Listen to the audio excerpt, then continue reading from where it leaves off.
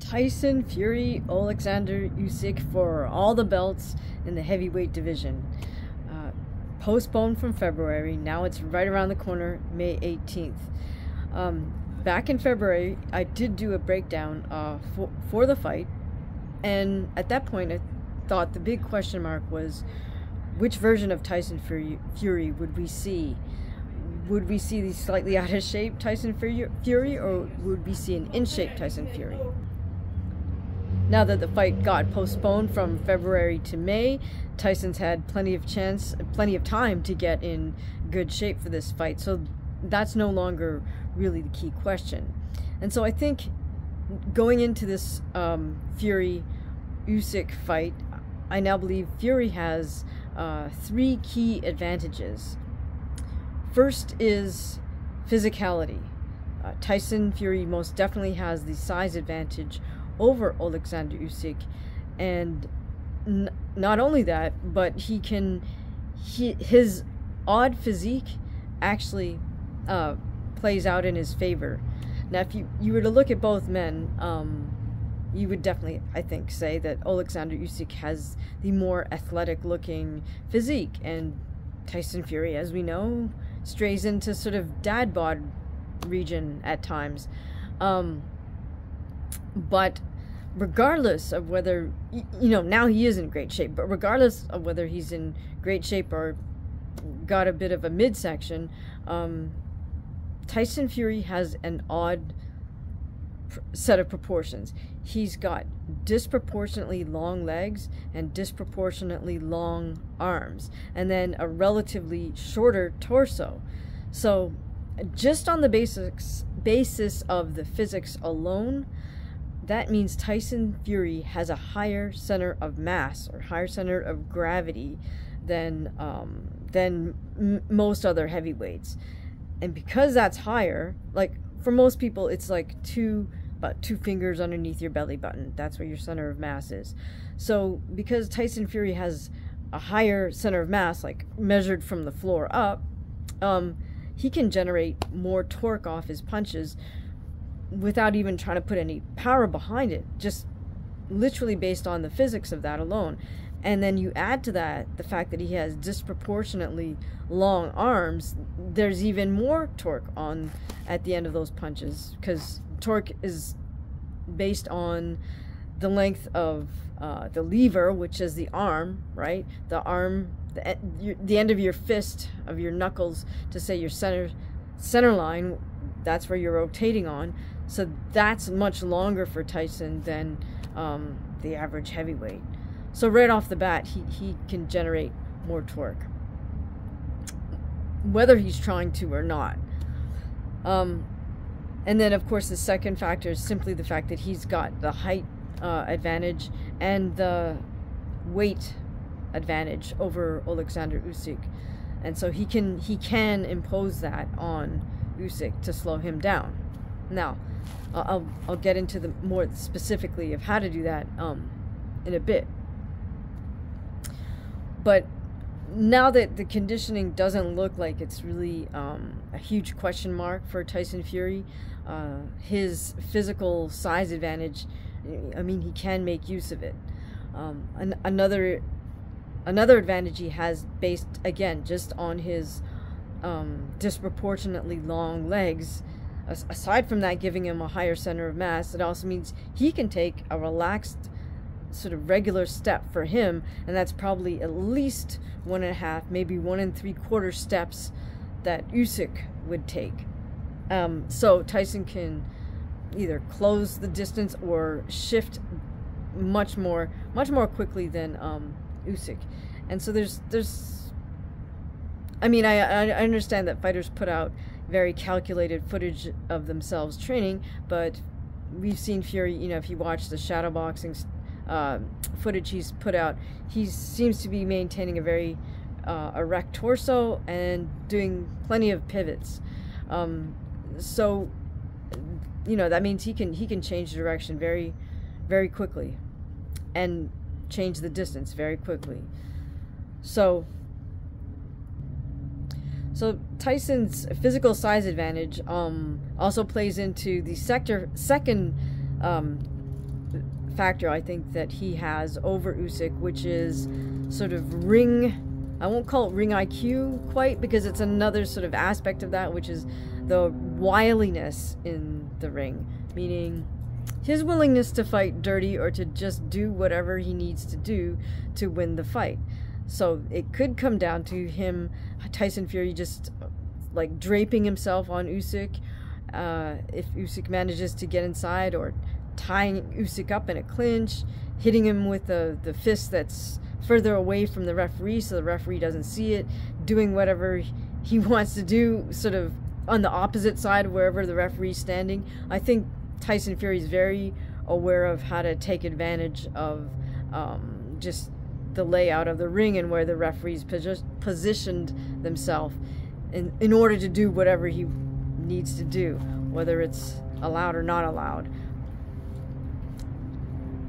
So I can certainly see Tyson Fury trying to tie up Usyk if Usyk's proving to be a little too mobile, and then Tyson can simply just drape himself over Usyk, whether it's in a clinch in the middle of the ring or it's on the ropes with Tyson's back to the ropes. He can still lean over and drape himself over Usyk, or vice versa. If Tyson's got Usyk on the ropes or in the corner, he can certainly just easily just relax and lean over Usyk and force Usyk to carry all that weight, which is very, very draining. So for sure, the physical size advantage, Tyson can use that to help him in this fight.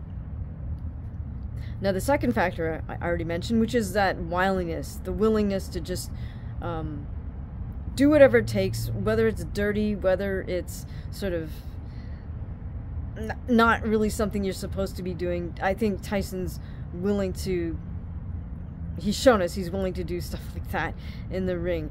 And I don't know if that's really part of Usyk's character or not. I feel like Usyk's been sort of groomed to be, you know, a really strong amateur fighter, which he was, and then he's sort of carried that into the pro ranks with him. I mean, it seems to be a great guy with a terrific sense of humor, and all of that, but my point being that he's been raised in this very sort of classic, traditional, you know, technique first, conditioning first type of fighting spirit, and he may not be the type that really embraces sort of the dirty boxing aspect of the game. And the third quality that gives Tyson Fury an advantage is his pure awkwardness. Tyson Fury has this really great, like, herky-jerky movement, both, you know, with his feinting with his upper body, with his feet, and he can switch hit. Right, Tyson, we know, likes to switch from orthodox to southpaw at any given point.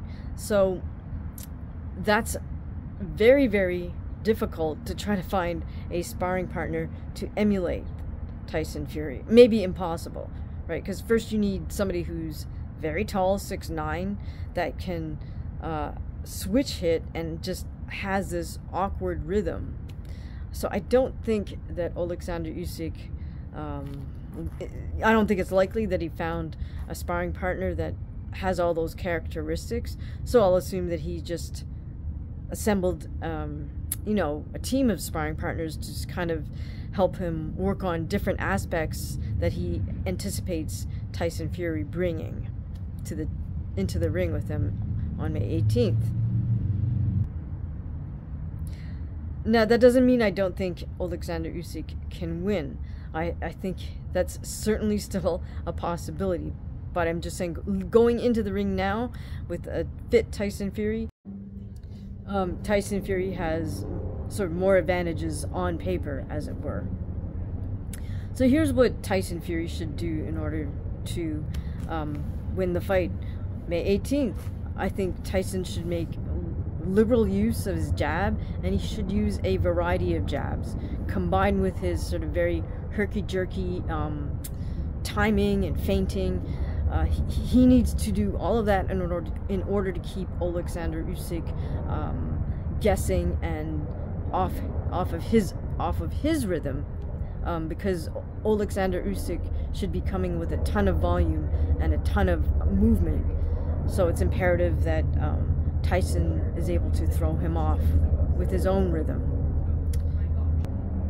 If Tyson can keep Usyk off of him and just maintain that stick throughout the whole fight, then that will be an absolute key, because then he can just play off.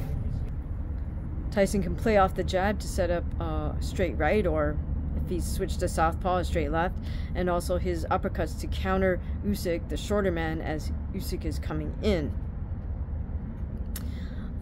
Second thing Tyson should do is, now that he's much more trim and lighter and in better shape, he should definitely make use of his footwork and use that to definitely move around the ring and set up his own angles, or switch from lefty to righty as he is so inclined. Third thing Tyson should do, should the fight get down and dirty, or if Oleksandr is able to just really bring it, is Tyson should just impose his size on him, time up when Oleksandr gets inside, and just lean on him, wear him down simply by just relaxing and putting all his weight on Usyk. I mean, that takes very little energy from Tyson to do that, but it takes a lot of energy for Usyk to hold up Tyson Fury's weight. So tactics that Usyk should use are, well, he's got to just be absolutely relentless. It's imperative that Usyk level changes, fakes out going to the head and then drops down to go to the body, or vice versa, makes like he's going to the body and then go upstairs to the head, and constantly just playing those off. And then it's also imperative that Usyk play the angles off against Tyson Fury. So Usyk needs to fake like he's going to cut to 11 o'clock and then switch and go to 2 o'clock, or vice versa, fake like he's cutting out towards his right and then actually cut to his left, or vice versa. But that's really key to Usyk's game, is to cut to one of those angles and force Tyson Fury to turn, and as Tyson's trying to turn to find him, that's when he counter shots to the body or to the head. So I think it's critical, and I think Usyk knows this, because now that Tyson's in better conditioning, better shape, it's absolutely imperative that he just really hit Tyson hard to the body in the early rounds, in the hopes of slowing him down as the fight wears on. Third thing Usyk needs to do is just to be absolutely relentless, with lots of volume and lots of foot movement. It's something he can do, I fully believe, because Usyk is normally in excellent, exceptional conditioning. He's probably one of the best conditioned heavyweights we've ever seen. So now, in the end, however, I feel that the size advantage goes to Tyson Fury, and provided Fury's in the correct mindset when he steps in there on May 18th, looks like he's in great shape, so he should be able to at least get a decision win, I think, over Oleksandr Usyk.